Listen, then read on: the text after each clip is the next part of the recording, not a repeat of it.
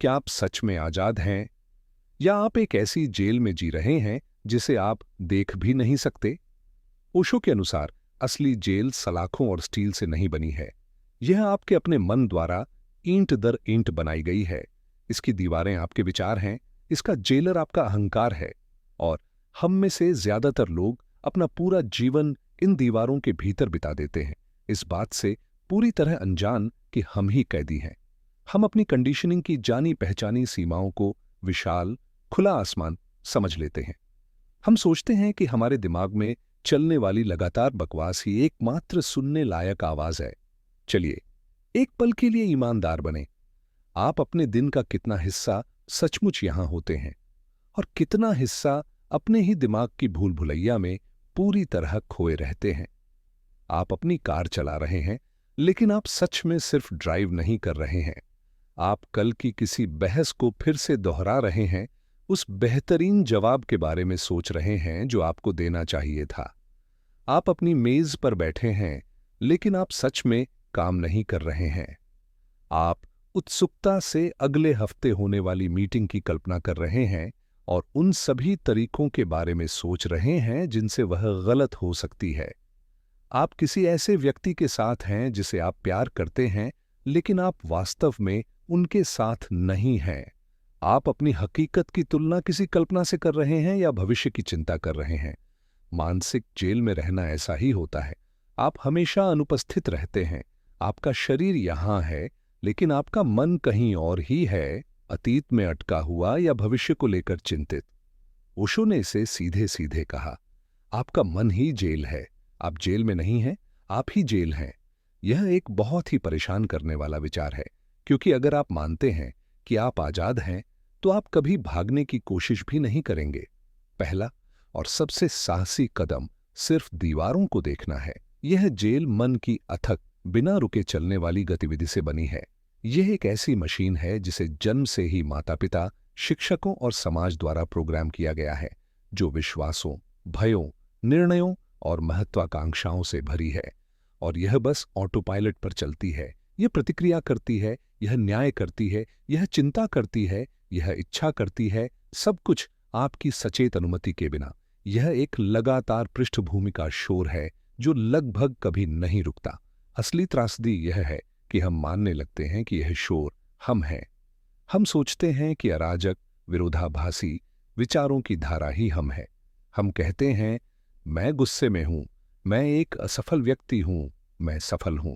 हम विचारों के गुजरते बादलों को अपने वास्तविक अस्तित्व के विशाल, अपरिवर्तनीय आकाश के लिए भूल जाते हैं। गलत पहचान का यह मामला जेल के दरवाजे पर लगा ताला है। यह मानना कि आप अपना मन है, खुद को जीवन भर के लिए कैद की सजा देना है। इस जेल की सलाखें तुलना से गढ़ी गई हैं। मन लगातार बाहर की ओर देख रहा है, आपको हर किसी के खिलाफ माप रहा है। क्या आप उतने ही सफल हैं, उतने ही स्मार्ट हैं, उतने ही खुश हैं? यह अंतहीन खेल अविश्वसनीय पीड़ा का स्रोत है, जो ईर्ष्या, जलन और यह महसूस कराता है कि आप कभी भी पर्याप्त नहीं हैं। दीवारें स्मृति और कल्पना से मजबूत होती हैं। मन एक भूत की तरह है जो आपको अतीत से परेशान करता है, पुरानी चोटों और असफलताओं को फिर से दोहराता है, आपको उन्हें बार बार जीने के लिए मजबूर करता है। साथ ही यह आपको एक ऐसे भविष्य में प्रोजेक्ट करता है जो मौजूद ही नहीं है, जो हजारों चिंताओं और हजारों कल्पनाओं से भरा है। आप जो था और जो हो सकता है के बीच बंटे हुए हैं, और उस संघर्ष में आप जो है उसे पूरी तरह से चूक जाते हैं। और इसका परिणाम क्या है? अलगाव की एक गहरी भावना, अपने ही जीवन में एक अजनबी होने का एहसास। आप एक रोबोट की तरह घूमते हैं, बिना उपस्थिति के कार्य करते हैं, बिना अर्थ के शब्द बोलते हैं, एक ऐसा जीवन जीते हैं जो खोखला और पुराना लगता है। अस्तित्व का असली रस, होने का सरल आनंद, इस क्षण की जीवंतता, मौन की गहरी शांति खो जाती है। आप अपनी ही बनाई एक ब्लैक एंड व्हाइट फिल्म में जी रहे हैं, जबकि जीवन की जीवंत टेक्निकलर वास्तविकता आपके पास से पूरी तरह से किसी का ध्यान गए बिना गुजर जाती है। यही समस्या है। यह एक अनियंत्रित मन की डिफॉल्ट स्थिति है। लेकिन जैसा कि ओशो हमें याद दिलाते हैं, जो मानव निर्मित है उसे मिटाया जा सकता है। जेल को खत्म करने की कुंजी पहले इसके वास्तुकार को समझना है, अहंकार। तो यह मैं कौन है जो फंसा हुआ महसूस करता है? यह मैं कौन है जो पीड़ित है और इच्छा करता है और डरता है? ओशो के अनुसार यह मैं, जिसे आप अपनी मुख्य पहचान मानते हैं, एक भ्रम है। यह अहंकार है, और अहंकार आपकी मानसिक जेल का जेलर है। अहंकार कोई वास्तविक ठोस चीज नहीं है। यह एक सामाजिक निर्माण है, एक विचार है, आपके द्वारा अपने जीवन भर में उठाई गई पहचानों का एक संग्रह है। यह बचपन में शुरू होता है। एक बच्चा मैं की किसी भी भावना के बिना पैदा होता है। वे बस मौजूद होते हैं। लेकिन फिर प्रोग्रामिंग शुरू होती है। आपकी मां मुस्कुराती है और कहती है, अच्छी लड़की। आपके पिता आपकी प्रशंसा करते हैं। एक शिक्षक आपको एक ग्रेड देता है। समाज आपको एक नाम, एक राष्ट्रीयता, एक धर्म देता है। इनमें से प्रत्येक अहंकार में एक और परत जोड़ता है। आप इस आधार पर एक पहचान बनाना शुरू करते हैं कि दूसरे आपको कैसे देखते हैं। आप अपना सच्चा अस्व नहीं हैं, आप रायों का एक संग्रह हैं। आप अपना नाम, अपनी नौकरी, अपनी सामाजिक स्थिति, अपनी उपलब्धियां और अपनी असफलताएं हैं। ओशो कहते हैं कि अहंकार एक सामाजिक आवश्यकता है। आपको दुनिया में कार्य करने के लिए इसकी आवश्यकता है। लेकिन यह एक झूठा केंद्र है, उस वास्तविक स्व का विकल्प जिसे आपने अभी तक खोजा नहीं है। और क्योंकि यह झूठा स्व वास्तविक नहीं है, यह बहुत असुरक्षित है। यह उजागर होने के निरंतर भय में रहता है, इसलिए इसे निरंतर सत्यापन की आवश्यकता होती है। इसे प्रशंसा, ध्यान और सहमति की आवश्यकता है। इसे महत्वपूर्ण, विशेष, श्रेष्ठ महसूस करने की आवश्यकता है। यही कारण है कि अहंकार सभी संघर्षों का स्रोत है। आपका अहंकार सही होना चाहता है और दूसरे व्यक्ति का भी। आपका अहंकार श्रेष्ठ महसूस करना चाहता है और हर किसी का भी। जीवन प्रतिस्पर्धी अहंकारों का एक युद्ध क्षेत्र बन जाता है। प्रत्येक बेतहाशा यह साबित करने की कोशिश कर रहा है कि वह मौजूद है। अहंकार भेस बदलने का भी माहिर है। कभी कभी यह जोरदार और अहंकारी होता है, लेकिन कभी कभी यह सूक्ष्म और पवित्र होता है। अहंकार विनम्रता का वेश भी पहन सकता है। जो व्यक्ति कहता है, मैं दुनिया का सबसे विनम्र व्यक्ति हूं, एक विशाल अहंकार का प्रदर्शन कर रहा है। अहंकार से छुटकारा पाने की इच्छा भी सबसे बड़ी अहंकार यात्रा बन सकती है। ओशो को एक कहानी सुनाना बहुत पसंद था, जो कुछ इस तरह है। एक व्यक्ति जो अपनी धर्मपरायणता के लिए जाना जाता था, एक झेन गुरु के पास गया। उसने झुककर प्रणाम किया और कहा, गुरुदेव, मैं कोई नहीं हूं, एक पापी, एक कीड़ा हूं। मैं आपसे सीखने आया हूं।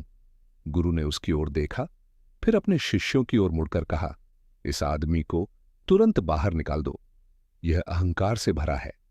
वह आदमी चौंक गया।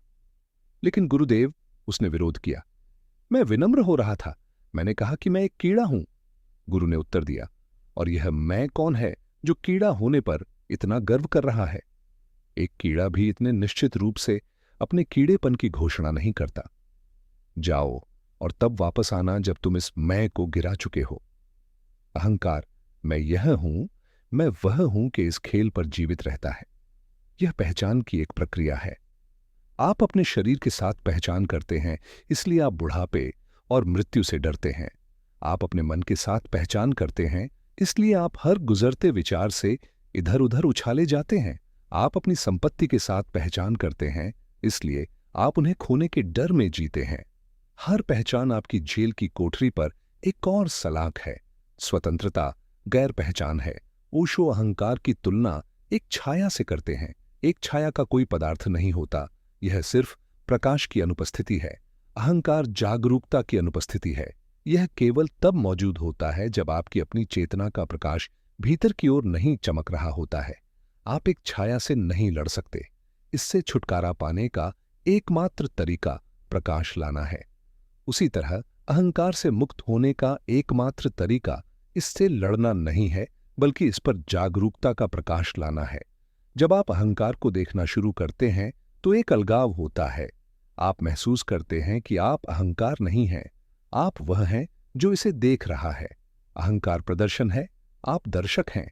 देखने के उस सरल कार्य में पहचान टूट जाती है।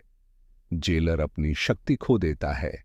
जैन की यात्रा इस झूठे अलग स्व को भंग करने की यात्रा है, ताकि सच्चा जुड़ा हुआ स्व अंततः प्रकट हो सके। अगर अहंकार जेलर है तो मन की निरंतर बकवास उसका पसंदीदा यातना का साधन है। यह आंतरिक एकालाप हमारे जीवन का साउंड ट्रैक है, एक ऐसा शोर जो इतना स्थायी है कि हम में से अधिकांश लोग अब इस पर ध्यान भी नहीं देते हैं। यह हमारा नया सामान्य बन गया है, लेकिन यह सामान्यता एक तरह का पागलपन है। कल्पना कीजिए कि आप एक ऐसे कमरे में बंद हैं जिसमें कोई है जो कभी भी बात करना बंद नहीं करता है। वे आपके हर काम पर टिप्पणी करते हैं, वे आपकी आलोचना करते हैं, आपकी चापलूसी करते हैं, आपके लिए चिंता करते हैं, कहानियां गढ़ते हैं, अतीत को कुरेदते हैं और भविष्य के बारे में विनाशकारी कल्पनाएं करते हैं। वे दिन रात बात करते रहते हैं। आप पागल हो जाएंगे। और फिर भी यह ठीक वही स्थिति है जिसमें हम सब हैं। हम अपनी ही खोपड़ी के कमरे में इस लगातार बात करने वाले मन के साथ बंद हैं। यह मानसिक बकवास सिर्फ शोर नहीं है, यह गहरी बेचैनी पैदा करती है। यह चिंता पैदा करने के लिए डिजाइन की गई एक मशीन है। मन लगातार पूछ रहा है, क्या होगा अगर? क्या होगा अगर मैं असफल हो गया? क्या होगा अगर वे मुझे पसंद नहीं करते? क्या होगा अगर मैं बीमार हो गया? ये आप पर काल्पनिक आपदाओं की एक अंतहीन परेड फेंकता है और आपका शरीर और भावनाएं ऐसे प्रतिक्रिया करते हैं जैसे वे अभी हो रही हैं। आपकी धड़कन तेज हो जाती है, आपका पेट कस जाता है। यह सब एक कहानी के कारण, आपके मन द्वारा बनाए गए एक कल्पना के काम के कारण। मन पछतावे का भी माहिर है। यह आपको अतीत को एक कड़वी जड़ की तरह चबाने के लिए मजबूर करता है। हर गलती, हर शर्मनाक पल, हर अन्याय को फिर से दोहराता है, घावों को ताजा और दर्द को जीवित रखता है। और जब यह चिंता या पछतावा नहीं पैदा कर रहा होता है तो मन बस ऊब जाता है। यह निरंतर उत्तेजना चाहता है। यह मौन या स्थिरता को बर्दाश्त नहीं कर सकता। अगर हल करने के लिए कोई समस्या नहीं है तो यह एक का आविष्कार करेगा। यही कारण है कि हम विचलनों, हमारे फोन, सोशल मीडिया, टीवी, अंतहीन व्यस्तता के इतने आदी हैं। हम अंदर के कथित खालीपन से भाग रहे हैं, एक ऐसा खालीपन जिसे मन भयानक पाता है। ओशो कहते हैं कि इसे बलपूर्वक रोकने की कोशिश करना एक गलती है।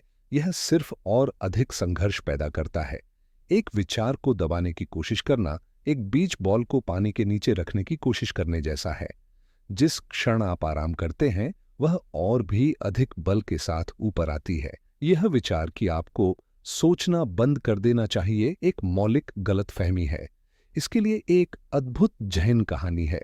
एक युवा भिक्षु जिसका चेहरा हताशा से भरा था अपने गुरु के पास गया। गुरुदेव, उसने कहा, मैं ध्यान करने की बहुत कोशिश कर रहा हूं, लेकिन मैं अपने विचारों को नहीं रोक सकता। जितना अधिक मैं उन्हें दूर धकेलता हूं उतना ही वे मुझे गुस्सैल मधुमक्खियों की तरह घेर लेते हैं। मैं क्या करूं? गुरु मुस्कुराए। मेरे साथ यहां बैठो। अगले घंटे के लिए केवल एक काम करो। तुम जो कुछ भी करो, एक सफेद हाथी के बारे में मत सोचो। भिक्षु दृढ़ संकल्प के साथ बैठ गया। लेकिन जिस क्षण उसने अपनी आंखें बंद की, उसके मन में एक शानदार सफेद हाथी दिखाई दिया। उसने उसे दूर धकेलने की कोशिश की, लेकिन वह और भी बड़ा होकर वापस आ गया। उसने दूसरी चीजों के बारे में सोचने की कोशिश की, लेकिन हर छवि के पीछे सफेद हाथी छिपा हुआ था। 1 घंटे के बाद वह पूरी तरह से थक गया था। गुरुदेव, मैं असफल रहा, उसने कहा। मैं सफेद हाथी के अलावा कुछ नहीं सोच सका। गुरु हंसे। अब, उन्होंने कहा, अगले घंटे के लिए बस बैठो। तुम जितना चाहो सफेद हाथी के बारे में सोच सकते हो। उसे आने दो, उसे नाचने दो। बस देखो। भिक्षु फिर से बैठ गया।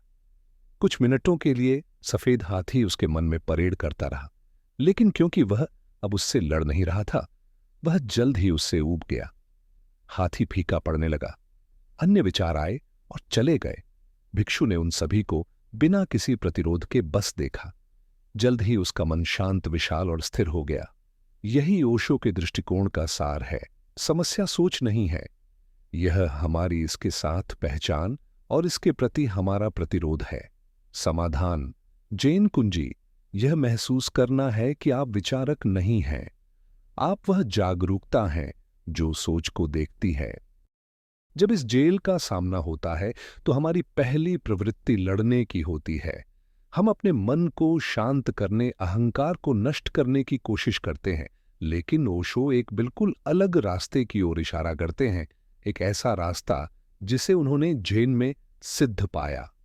झेन का मार्ग करने का नहीं बल्कि होने का है, संघर्ष का नहीं बल्कि समर्पण का है, बेहतर बनने का नहीं बल्कि यह महसूस करने का है कि आप पहले से ही कौन हैं।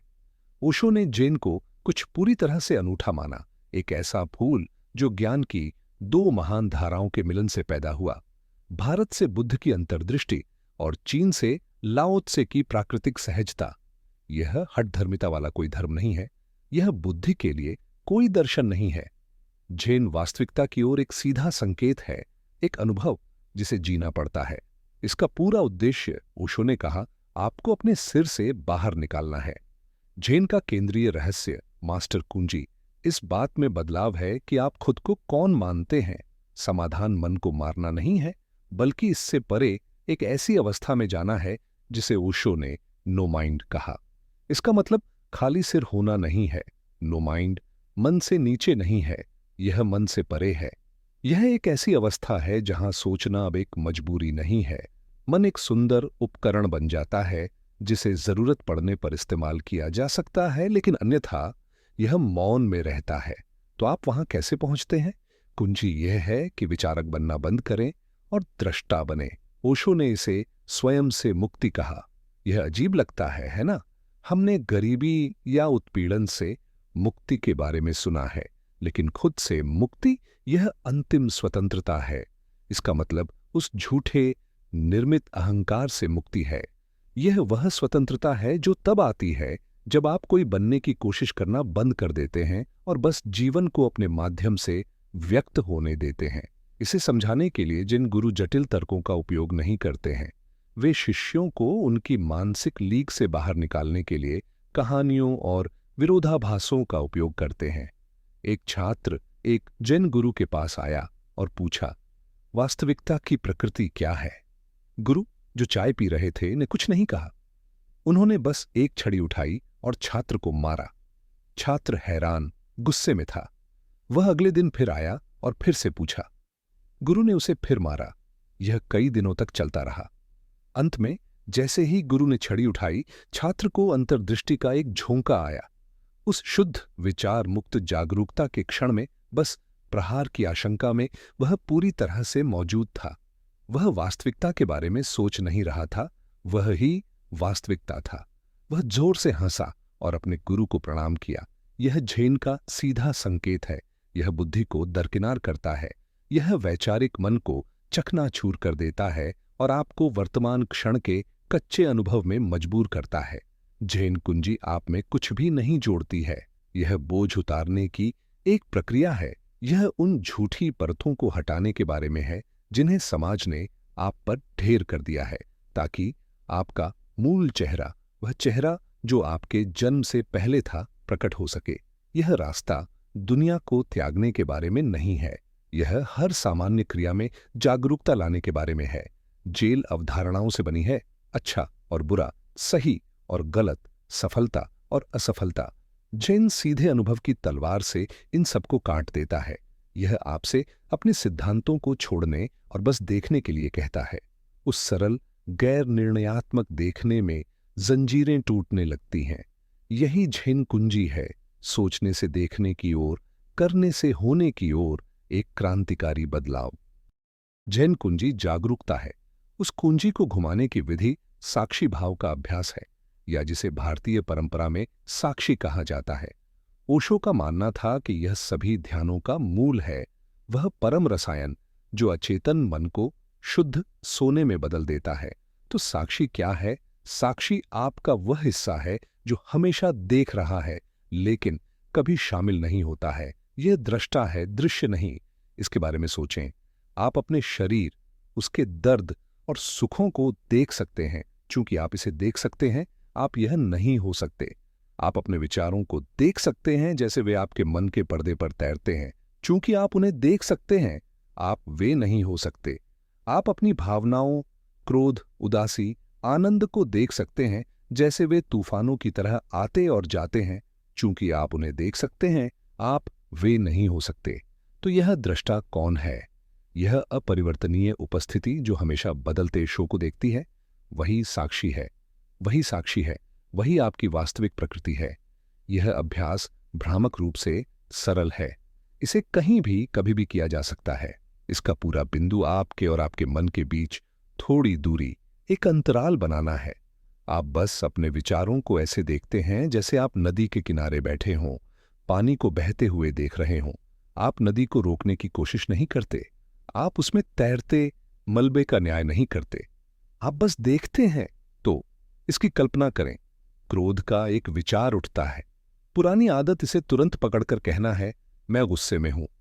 क्रोध आप पर हावी हो जाता है और आप वही बन जाते हैं। साक्षी के अभ्यास में यह अलग है। क्रोध का विचार उठता है, आप बस इसे नोट करते हैं। अरे, क्रोध यहां है, मेरे मन के आकाश में क्रोध का एक बादल गुजर रहा है। आप इसे देखते हैं। आप अपने शरीर में इसके द्वारा बनाई गई गर्मी और तनाव को महसूस करते हैं। आप इसकी निंदा नहीं करते, आप इसे सही नहीं ठहराते और आप इसे दबाते नहीं हैं। आप बस इसे एक ठंडी, मैत्रीपूर्ण जिज्ञासा के साथ देखते हैं। जब आप ऐसा करते हैं तो एक चमत्कार होता है। जिस क्षण आप क्रोध के साक्षी बन जाते हैं, आप अब क्रोध नहीं रहते। एक अंतराल बन जाता है, पहचान टूट जाती है और कोई भी भावना या विचार जिसे शुद्ध जागरूकता के साथ देखा जाता है, अपनी शक्ति खोने लगता है। यह एक अंधेरे कमरे में प्रकाश लाने जैसा है। अंधेरा प्रकाश से नहीं लड़ सकता, यह बस गायब हो जाता है।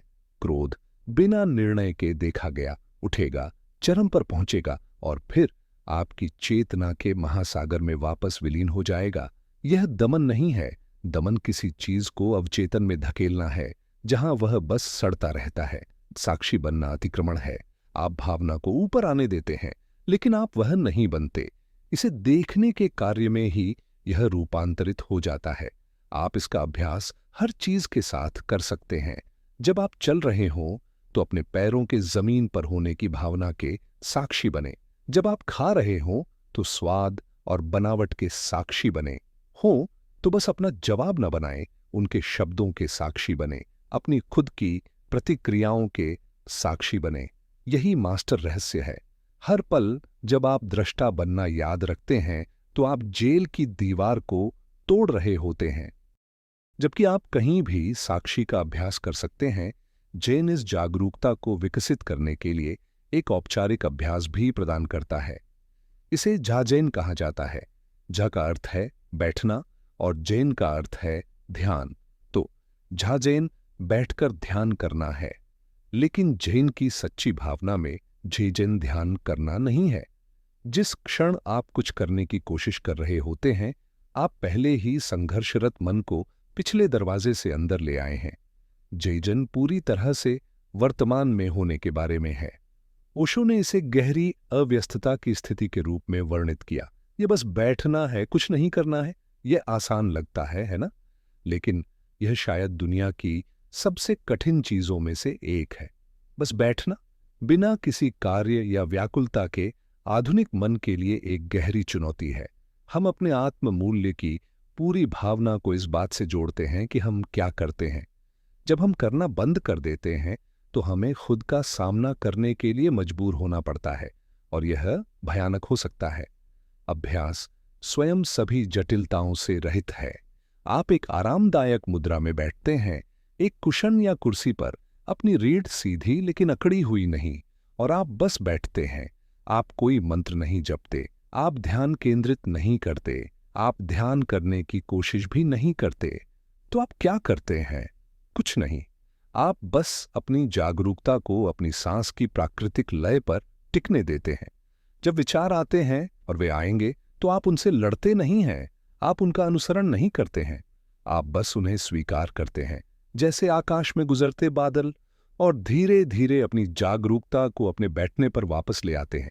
इसके लिए एक सुंदर जैन वाक्यांश है, बस बैठे हुए, कुछ नहीं करते हुए वसंत आता है और घास अपने आप उगती है। ये जाजैन का सार है। आप घास उगाने की कोशिश नहीं कर रहे हैं, आप ज्ञान प्राप्त करने की कोशिश नहीं कर रहे हैं, आप बस मौन, ग्रहणशील होने की स्थिति बना रहे हैं और प्रकृति को अपना काम करने दे रहे हैं। आपकी आंतरिक शांति और स्पष्टता की घास अपने आप उग जाएगी जब आप बस हस्तक्षेप करना बंद कर देंगे। इस मौन बैठने में वह सब कुछ सतह पर आने लगेगा जिसे आपने दबाया है। बोरियत, बेचैनी, गुस्सा, उदासी। अभ्यास ये है कि इन सभी को बिना निर्णय के ऊपर आने दिया जाए। आप अपनी आंतरिक दुनिया को प्रकट होने के लिए एक सुरक्षित स्थान बना रहे हैं। आप बस बैठकर शो देखते हैं। प्रत्येक दिन बस बैठने के लिए समय समर्पित करके आप जागरूकता की मांसपेशी को मजबूत कर रहे हैं। यह स्थिरता फिर आपके बाकी जीवन में प्रवाहित होने लगेगी। आप पाएंगे कि एक अराजक दिन के बीच में भी आपका एक हिस्सा केंद्रित और मौन रहता है, जैसे तूफान की आंख। जाजन एक घोषणा है कि आप पर्याप्त हैं, अभी जैसे आप हैं। यहां अंतिम लक्ष्य आपके ध्यान के समय और आपके वास्तविक जीवन के बीच एक विभाजन बनाना नहीं है। लक्ष्य उस सीमा को पूरी तरह से भंग करना है, अपने पूरे जीवन को एक ध्यान में बदलना है। असली परिवर्तन तब होता है जब जेल ही एक महल बन जाती है। कैसे? यह तब होता है जब झाजन में आपके द्वारा विकसित की गई जागरूकता आपकी रोजमर्रा की गतिविधियों में समाने लगती है। जैन इस बारे में नहीं है कि आप क्या करते हैं, यह इस बारे में है कि आप इसे कैसे करते हैं। आप एक दुकानदार, एक प्रोग्रामर या एक छात्र हो सकते हैं, इससे कोई फर्क नहीं पड़ता। एकमात्र सवाल यह है, क्या आप मौजूद हैं? जब आप अपनी सुबह की चाय पीते हैं तो आप इसे यंत्रवत कर सकते हैं, आपका मन हजारों मील दूर, या आप इसे झेन के साथ पी सकते हैं। इसका मतलब है कि आप पूरी तरह से वहां हैं। आप कप की गर्माहट महसूस करते हैं, आप भाप देखते हैं, आप सुगंध सूंघते हैं, आप चाय का स्वाद लेते हैं। उस क्षण में केवल चाय और आप हैं। मानसिक बकवास फीकी पड़ जाती है। यह सरल कार्य गहन शांति का एक क्षण बन जाता है। यह एक पवित्र अनुष्ठान बन जाता है। जब आप चलते हैं तो जैन के साथ चलें। अपने पैरों के नीचे पृथ्वी को महसूस करें। अपने आसपास की दुनिया को ऐसे देखें जैसे पहली बार, सभी लेबलों के बिना। हर कदम एक तीर्थ यात्रा बन जाता है। साधारण सड़क एक पवित्र पथ बन जाती है। जब आप काम करते हैं तो जैन के साथ काम करें। अपना पूरा ध्यान कार्य पर लाएं। इसे परिणाम के लिए नहीं बल्कि स्वयं क्रिया के आनंद के लिए करें। काम एक नीरस काम से एक रचनात्मक अभिव्यक्ति में बदल जाता है। ओशो का यही मतलब था जब उन्होंने धर्म को बाजार में लाने की बात की। यह दुनिया से भागने के बारे में नहीं है, बल्कि यहीं सांसारिक में पवित्र को खोजने के बारे में है। जैसे जैसे आप जागरूकता के इस स्थान से अधिक जीते हैं, आपके रिश्ते बदलते हैं। जब अहंकार ड्राइवर की सीट पर नहीं होता तो संघर्ष भंग हो जाता है। आप खुले दिल से दूसरों को सुन सकते हैं। करुणा स्वाभाविक रूप से उत्पन्न होती है। जीवन एक समस्या बनना बंद कर देता है जिसे हल किया जाना है, और एक रहस्य बन जाता है जिसे जिया जाना है। यही अंतिम स्वतंत्रता है। यह जीवन से स्वतंत्रता नहीं है, बल्कि जीवन में स्वतंत्रता है। जेल की दीवारें ढहती नहीं हैं, आपको बस एहसास होता है कि वे कभी थीं ही नहीं। वे जागरूकता की कमी से बना एक भ्रम थीं। जब प्रकाश चमकता है तो भ्रम गायब हो जाता है। अहंकार की अंधेरी तंग कोठरी आपके सच्चे अस्तित्व के चमकदार विशाल महल में बदल जाती है। आप अंततः घर पर हैं, यहीं, अभी।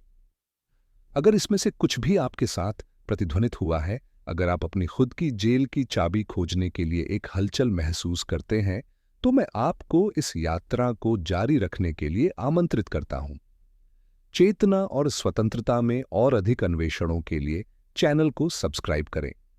अगर इस वीडियो ने आपको एक नया दृष्टिकोण दिया है तो इसे लाइक करें, और नीचे कमेंट्स में मैं आपसे सुनना पसंद करूंगा। आपकी जेल की दीवारें किस चीज से बनी हैं? वे कौन से दोहराए जाने वाले विचार या पैटर्न हैं जिन्हें आप अपने आप में नोटिस करते हैं? अपने अनुभव को साझा करना इसे देखने में एक शक्तिशाली पहला कदम हो सकता है। अपने ही मन से बचने का रहस्य अंत में खूबसूरती से सरल है।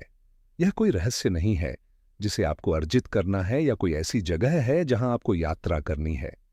रहस्य यह है कि जेल का दरवाजा कभी बंद नहीं था, यह बस अंदर की ओर खुलता है।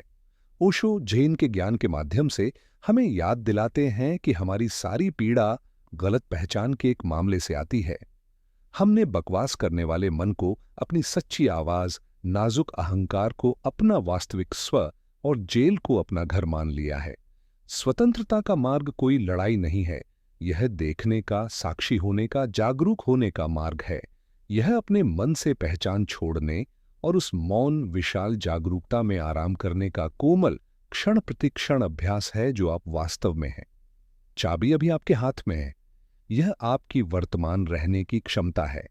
स्वतंत्रता कोई दूर का लक्ष्य नहीं है, यह एक वर्तमान संभावना है जो हर एक सांस में प्रतीक्षा कर रही है। यात्रा यहां से वहां तक नहीं है, बल्कि आप कौन हैं के भ्रम से उस वास्तविकता तक है जो आप हमेशा से रहे हैं।